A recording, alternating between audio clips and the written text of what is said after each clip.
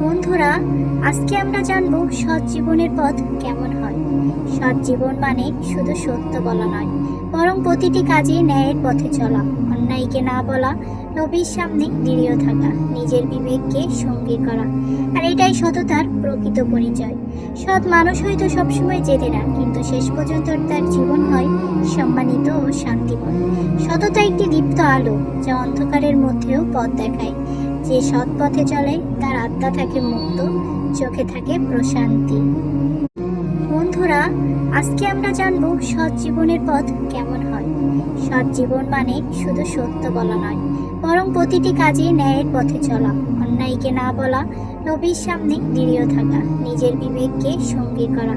আর এটাই সততার প্রকৃত পরিচয়।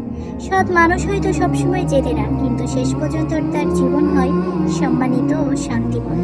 সততা একটি দীপ্ত আলো, যা অন্ধকারের মধ্যেও পথ দেখায়।